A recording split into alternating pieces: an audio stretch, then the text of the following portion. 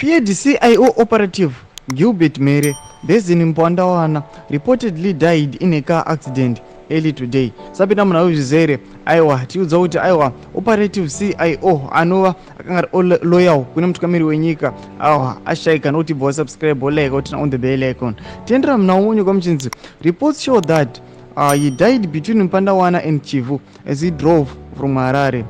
Mere will be remembered for storming Chatsworth Clinic on November 8, 2023 and assaulting Patrick Chimare, a CCC activist admitted at the center.